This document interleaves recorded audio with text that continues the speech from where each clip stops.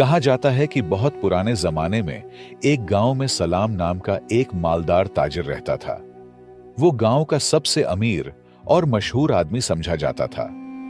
दौलत की वजह से लोग उसे बहुत इज्जत देते थे, क्योंकि दुनिया का दस्तूर यही है कि जिसके पास पैसा आ जाए वो खुद ब खुद मुअज्जज बन जाता है। सलाम भी इसी दौलत की वजह से गांव के बड़े लोगों में शुमार होता था। गांव के लोग जाहिरी तौर पर उसकी तारीफ करते, सलाम करते और उसके करीब रहने की कोशिश करते, मगर उनके दिलों में सलाम के लिए नफरत छिपी हुई थी।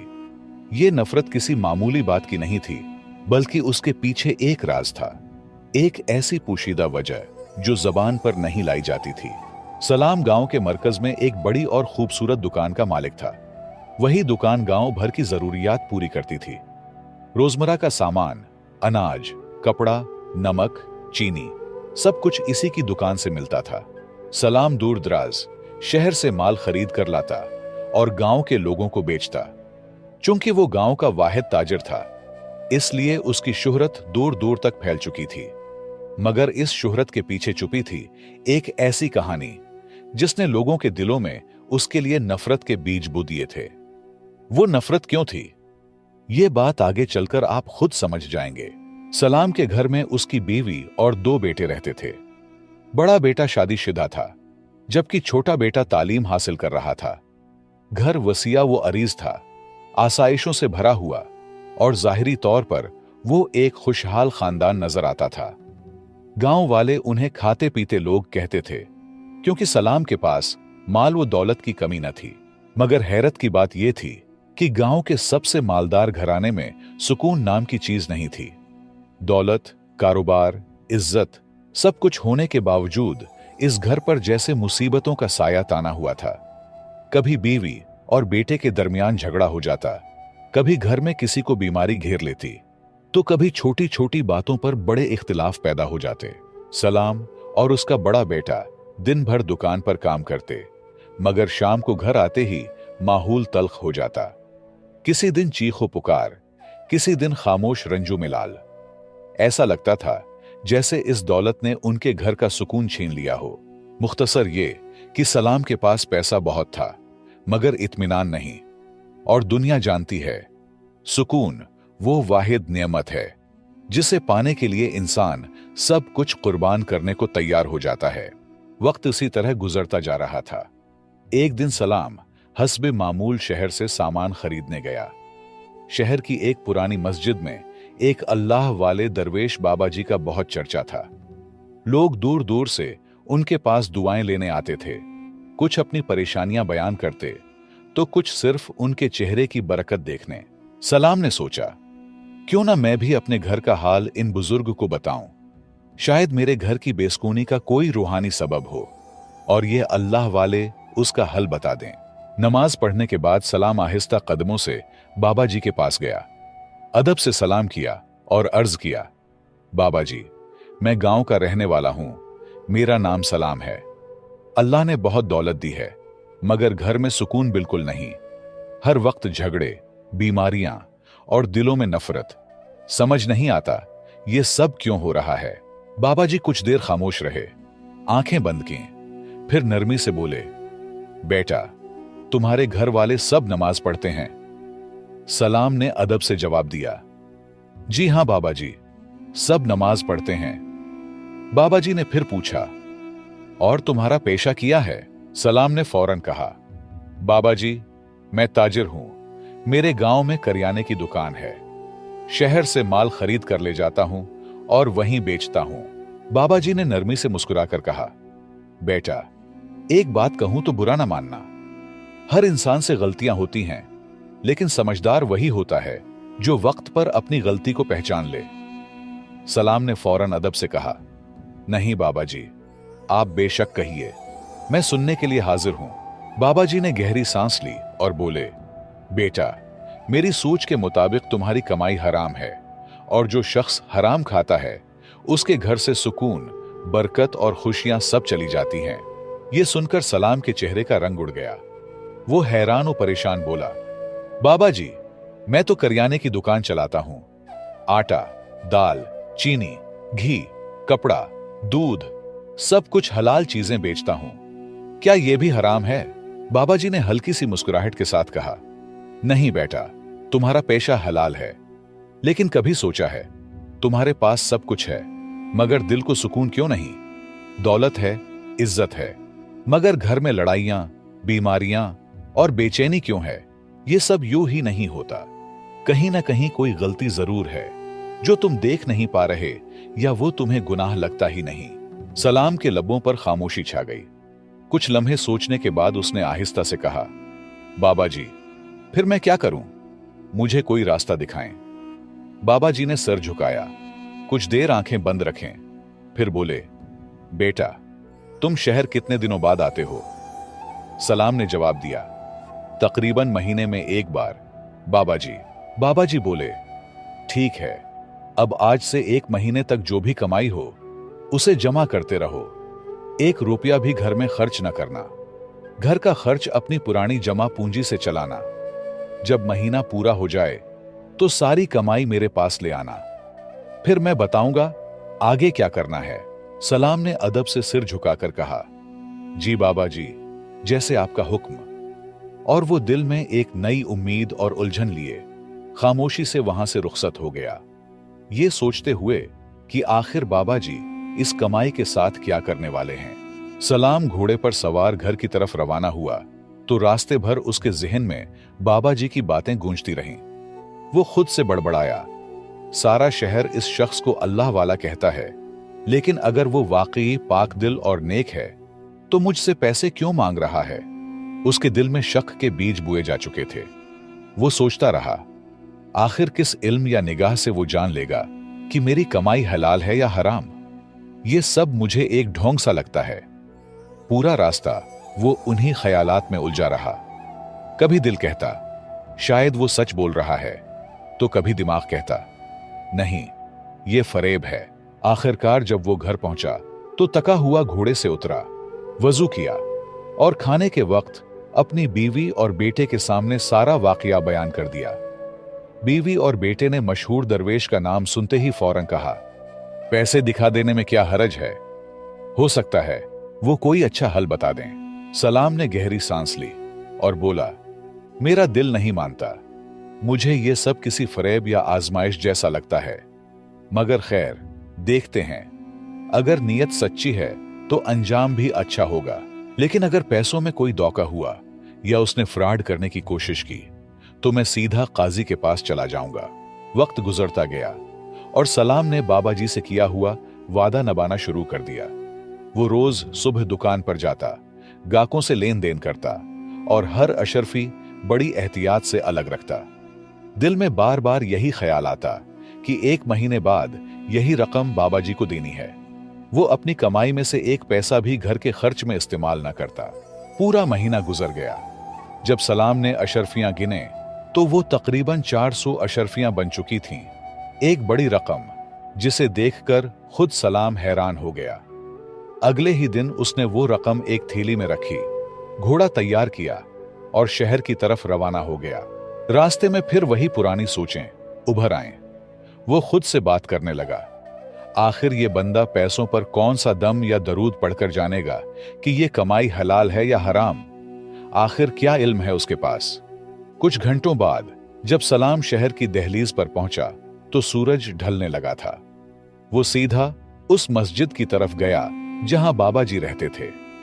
मस्जिद खामोश थी, हवा में अजब सी रूहानियत थी।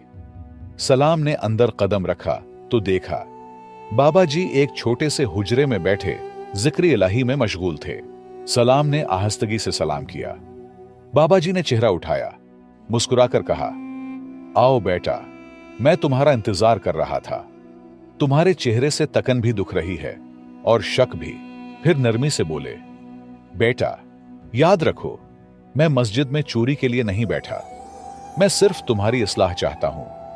अल्लाह ने मुझे जो बसीरत अता की है वो तुम जैसे भटके हुए लोगों को सीधा रास्ता दिखाने के लिए है। मैं तुम्हें वो रास्ता बताऊंगा जो न सिर्फ तुम्हारी दुनिया संवारेगा बल्कि आखिरत में भी तुम्हें सुकून देगा। सलाम ये सुनकर हैरान और नादिम हुआ। उसके दिल में ख्याल आया, ये बाबा जी मेरे दिल की बात कैसे जान गए? मैंने तो दिल ही में शक किया था, जबान से कुछ कहा भी नहीं।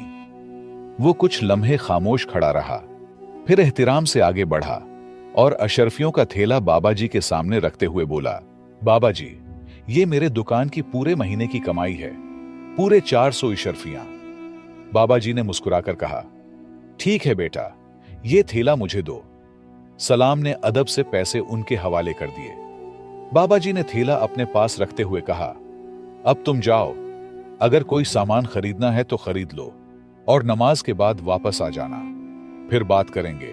सलाम ने सिर हिलाया, जी बाबाजी, जैसे आपका हुक्म। वो मस्जिद से बाहर निकला, चंद जरूरी चीजें खरीदें, घोड़े पर लादकर करीबी सराय में जाकर बांध दिया। नमाज का वक्त हुआ तो वो फौरन मस्जिद लौट आया। नमाज के बाद फिर वही हुजरा, वही बाबाजी। सलाम खामोशी से जाकर उनके सामने बैठ गया। बाबाजी ने नरमी से कहा, बेटा, ये लो अपने पैसे, अब अगले पूरे महीने तुम इन्हीं अशर्फियों से खर्च करो। एक अशर्फी भी इसके अलावा मत इस्तेमाल करना, और जब अगला महीना खत्म हो जाए तब जो भी कमाई होगी वो भी मेरे पास ले आना। जी बाबाजी, जैसे आप कहे। फिर अदब से थैला उठाया और वहां से रुखसत हो गया। मगर बाहर निकलते ही उसके दिल में एक नया शक जागा। तीला हाथ में थोड़ा हल्का महसूस हो रहा था। वो सोचने लगा, ये पैसे कुछ कम लग रहे हैं, शायद बाबाजी ने कुछ अशर्फियां रख ली हो। खैर, सुराय में जाकर गिन लेता हूं, सच्चाई खुद सामने आ जाएगी। ये सोचते हुए वो तेज कदमों से सराय की तरफ बढ़ गया, दिल में उलझन, दिमाग में शक और चेहरे पर एक खामोश बेचैनी के साथ। सलाम सराय में बैठकर अशर्फियां निकालकर गिनने लगा। वही थैली खोली जिसे उसने बाबाजी को देकर वापस ली थी, मगर जब गिनती की तो सिर्फ 80 अशर्फियां थीं। इस लम्हे उसके दिल में शक तब्दील होकर यकीन बन गया। बाबाजी ने उसके पैसे चुरा लिए थे। हैरत और गुस्से में वो सराय के एक आदमी से पूछ बैठा, भाई, यहां एक बाबाजी रहते हैं, क्या वो वाकई पाक हैं या वो धोखाबाज हैं? आदमी ने सख्त लहजे में कहा, चुप रहो, यहां उसका नाम बुरा करके न लिया करो, वरना तुम्हारी खैर नहीं। यह सुनकर सलाम डर गया, मगर उसका शक मजीद गहरा हो गया। सलाम ने सोचा कि लोग इतनी इज्जत और भरोसा क्यों करते हैं, शायद ये सब दिखावा हो और बाबाजी का यही कोई चाले हिकमत हो। मगर वो चाहता था सच सामने आए। अब उसने हिम्मत की कि अगले महीने की कमाई भी बाबाजी को देगा। उसका इरादा था कि अगर बाबाजी वाकई धोखाबाज निकला तो लोगों के सामने उसकी हकीकत आश्कार हो जाएगी। वक्त गुजरता रहा। सलाम ने हिम्मत करके बाबाजी की हिदायत के मुताबिक पिछले महीने की जमाशुदा 80 अशर्फियां घर के खर्च में इस्तेमाल की। अगला महीना भी गुजरा और उसकी कमाई 360 अशर्फियां हो गई। फिर वो दोबारा शहर की तरफ रवाना हुआ, जैसा कि उसने वादा किया था। बाबाजी के सामने जाकर सलाम ने पैसे रखे, मगर बाबाजी ने दोबारा वही रवैया अपनाया। 360 में से 90 अशर्फियां सलाम को दी, बाकी खुद रखे और कहा कि अगले महीने फिर लाकर दो। यह सुनकर सलाम का गुस्सा खुलकर सामने आ गया, मगर वो जानता था कि बाबाजी शहर में कितने बासर और मारूफ हैं। उसने बाबाजी के सामने कुछ नहीं बोला और गुस्से और मायूसी में सीधा काजी के दरबार की तरफ चला गया ताकि इंसाफ मिले। काजी को अपनी पूरी दास्तान सुनाई और शिकायत दर्ज करवाई, मगर काजी फौरन थपक कर बैठ गया और सर्द लहजे में कहने लगा कि इस हस्ती के खिलाफ मुकदमा चलाना मुश्किल है। इसी शहर के तीनों काजी इसी बुजुर्ग के मुरीद और शागिर्द हैं और वो उस केस की समाअत तक कबूल नहीं करता। सलाम ने काजी के रवैये को देखकर पहचान लिया कि ये कोई आम आदमी नहीं और काजी का बाबाजी का शागिर्द होना उसकी हैसियत बताता है। दिल मायूस हुआ, मगर वो रास्ता बंद देखकर दोबारा शहर से घर वापस रवाना हुआ। घर आते ही उसने बीवी और बेटे को वाकया सुनाया। कुछ दिनों बाद उसने घर का माहौल बगूर देखा तो हैरान रह गया। पहले जैसे मुसलसल झगड़े और बीमारियां थीं, वो अब कदरे कम महसूस हो रही थीं। सुकून की एक हल्की सी लहर घर पर छा गई थी, जिसने उसके दिल में उम्मीद की किरण जगा दी। फिर भी जब वो पैसों के बारे में सोचता तो शक की परछाइयां लौट आते। दिल में अब भी सवाल था कि क्या वाकई बाबा जी पाक हैं या महज एक धोखाबाज। ये उलझन सलाम के लिए मुस्तकिल परेशानी का बायस बन चुकी थी। आखिरकार उसने पक्का फैसला कर लिया। इस महीने की मुकम्मल कमाई लेकर वो फिर बाबा जी के पास जाएगा। अगर इस बार भी कोई हल न मिला तो वो पैसे वापस मांगेगा और इंसाफ के लिए आवाज उठाएगा। उम्मीद और शक के बीच फंसे रहकर भी घर की बेहतरी ने उसे वापस जाने पर मजबूर कर दिया। अब हकीकत जाननी बाकी थी। वक्त गुजरता रहा और सलाम का सब्र का पैमाना लबरेज हो चुका था। 1 महीने इंतजार के बाद ईद का महीना आया और दुकानदारी अच्छी रही। इस बार उसने 1200 अशर्फियां कमा ली थीं। बड़ी रकम देखकर उसे डर भी लगा कि अगर सारे पैसे दे दूं और बाबा जी धोखाबाज निकले तो फिर क्या होगा। इसलिए उसने सोचा पहले 500 अशर्फियां ही ले जाऊं, बाकी वहां जाकर निपटाएंगे। घर से निकलते हुए रास्ते भर वो अपने दिल के झगड़ों में मुब्तला रहा। कभी सोचता अगर बाबा जी धोखाबाज निकले तो उसे छोड़ूंगा नहीं। ये सब अजीब वो बेचैन ख्यालात करते करते वो बिलाखिर शहर पहुंच गया। सराय में घोड़ा बांधा और सीधा मस्जिद की तरफ गया, पैसा हाथ में और चेहरे पर चुप्पी हुई कश्मकश लिए। अंदर दाखिल हुआ तो बाबा जी ने मुस्कुराकर बुलाया और सफर के बारे में पूछा। सलाम ने डरते डरते पैसे दिए। दिल एक तरफ खौफ में था और दूसरी तरफ सच जानने की शदीद ख्वाहिश। फिर बाबा जी ने नरमी से कहा, बेटा बैठो, आज मैं तुम्हें सारी बात सच सच बताता हूं, लेकिन एक बात बताओ, इस महीने तुम कम पैसे क्यों लाए हो? ईद का महीना गुजरा है, तुम्हारे गांव वाले इतनी कम खरीदारी कैसे कर सकते हैं? सलाम ये सुनकर हैरान रह गया। उसके माथे पर पसीना आ गया। दिल में सोचने लगा, ये बात तो मैंने किसी को नहीं बताई, फिर बाबा जी को कैसे मालूम हुआ? वो खामोशी से सिर झुकाए बैठा रहा। कुछ देर बाद बाबा जी उठे और पीछे से एक बड़ा थैला लाए जिसमें बेशुमार अशर्फियां थीं। उन्होंने 500 अशर्फियों में से सिर्फ 110 अशर्फियां अलग कीं और बाकी सब उसी थैले में डाल दें। फिर मोहब्बत भरे लहजे में बोले, बेटा सलाम, बताओ अब तुम्हारे घर का क्या हाल है? बीमारियां, झगड़े सब खत्म हुए? सलाम ने आहिस्ता से जवाब दिया, जी बाबा जी, अब घर में काफी सुकून है, जैसे बोझ उतर गया हो। अब बाबा जी ने गहरी सांस ली और सलाम की तरफ गौर से देखते हुए बोले, बेटा अब मेरी बात पूरी तवज्जो से सुनो। तुम्हारे हर सवाल का जवाब अब मिलेगा। तुम इस गांव के वाहिद ताजिर हो और सारा गांव, चाहे जमींदार हो या मजदूर, तुमसे खरीदारी करता है। सब तुम्हें सलाम करते हैं, इज्जत देते हैं, लेकिन दिल में तुमसे नफरत भी रखते हैं। शायद तुम्हें उसका अंदाजा नहीं, मगर मैं आज तुम्हें वो असल वजह बताने जा रहा हूं। बाबा जी ने नरमी मगर मजबूत लहजे में कहा, बेटा तुम्हारा काम यानी तिजारत बिल्कुल हलाल है, मगर तुम्हारे घर की बेसुकूनी, लोगों की नफरत, ये सब तुम्हारे अपने जुल्म का नतीजा है। वो जुल्म जो शायद तुम्हें खुद भी महसूस नहीं। तुम समझते हो कि दुकान तुम्हारी है, जो चाहो जितने चाहो पैसे में बेचो, कोई पूछने वाला नहीं, मगर तुमने लोगों की मजबूरी का फायदा उठाया, उन पर नाहक नफा कमाया। यही जुल्म के पैसे हैं जिनसे तुम्हारा घर बरकत से खाली हो गया। फिर बाबा जी ने थैला सलाम के सामने रखते हुए कहा, ये अशर्फियां जो मैंने तुम्हें वापस दी हैं, यही तुम्हारी हलाल कमाई है। सिर्फ इतनी ही तुम्हारे हक में पाक और जायज थी, बाकी सब जुल्म के पैसे थे। जैसे तुम मेरे बारे में शक और गुस्से के साथ आए, वैसे ही गांव के लोग भी तुम पर गुस्सा रखते हैं, मगर मजबूर होकर तुमसे खरीदते हैं। याद रखो बेटा, जुल्म का पैसा कभी सुकून नहीं देता, वो सिर्फ दुख, बीमारी और बेचैनी लाता है। अल्लाह का इंसाफ कभी देर से आता है। बाबा जी ने नरमी से कहा, बेटा सलाम, अगर तुम अल्लाह के बंदों पर रहम करोगे, उनसे इंसाफ से पेश आओगे और मुनासिब कमाई करोगे तो तुम्हारे घर में खुशहाली आएगी, बीमारियां खत्म होंगी, झगड़े मिट जाएंगे और लोग तुमसे दिल से मोहब्बत करेंगे। फिर बाबा जी ने थैला उठाया और सलाम के सामने रखते हुए बोले, ये लो तुम्हारे सारे पैसे।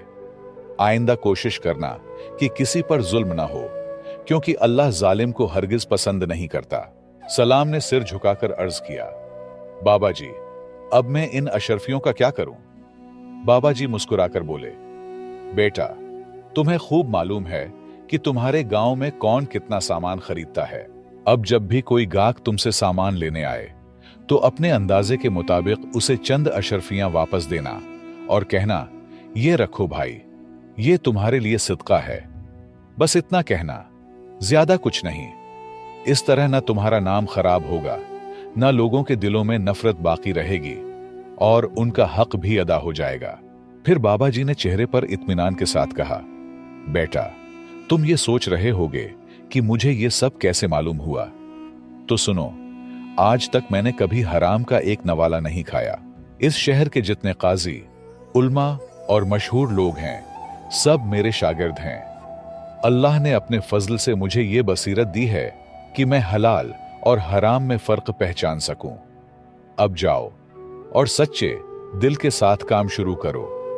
अल्लाह तुम पर मेहरबान हो। सलाम उठा, अदब से बाबा जी के हाथ चूमे और अपनी जेब से चंद अशरफियां निकालकर उन्हें देने लगा। मगर बाबा जी ने मुस्कुराते हुए इनकार किया और अशरफियां वापस उसके हाथ में रख दी। सलाम ने आजिजी से सर झुकाया और वहां से रुखसत हो गया। घर वापसी के रास्ते में वो गहरी सोचों में डूबा हुआ था। दिल में बार बार ख्याल आता कि बाबा जी वाकई अल्लाह के नेक बंदे हैं और मैंने उनके बारे में कितना गलत गुमान किया। आंखों से आंसू बहने लगे और चलते चलते वो अल्लाह से अपने किए गए जुल्मों की माफी मांगता रहा। घर पहुंचते ही सलाम ने वैसा ही किया जैसा बाबा जी ने समझाया था। उसने सामान की कीमतें कम कर दी, हर गाहक से नरमी से पेश आने लगा और अपने अंदाजे के मुताबिक कुछ अशरफियां वापस देने लगा। चंद दिनों में गांव के लोगों ने खुद फर्क महसूस किया। कोई कहता, भाई, अब तो तुम्हारा सामान बिल्कुल मुनासिब मिलता है, पहले तो बहुत महंगा होता था।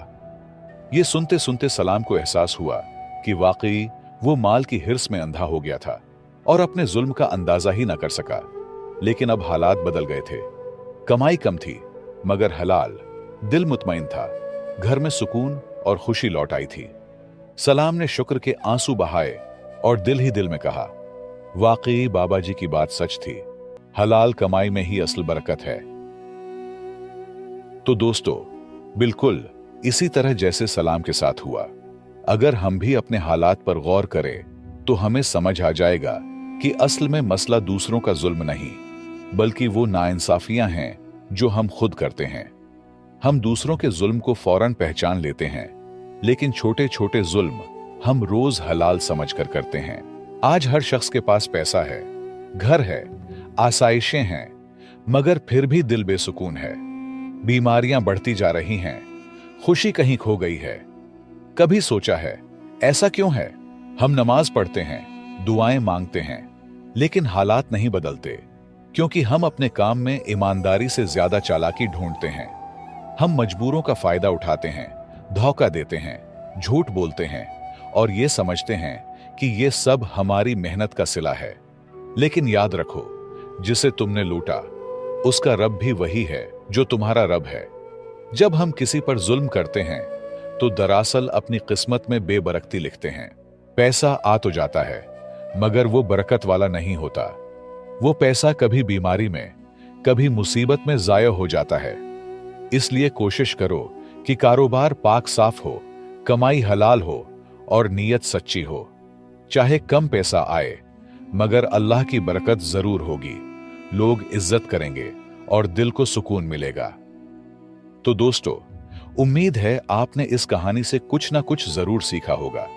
अगर आप चाहते हैं कि इसी तरह की मजीद सबक आमूज कहानियां सुने तो हमारे चैनल पुराने किस्से को सब्सक्राइब करके विजिट करें, ताकि आप हमारे अपलोड शुद्ध वीडियोस देखें और इस वीडियो को अपने दोस्तों और रिश्तेदारों के साथ जरूर शेयर करें। कमेंट्स में अपनी राय जरूर बताएं। आपका राय हमारे लिए बहुत अहमियत रखती है। आपके ताउन का बहुत बहुत शुक्रिया।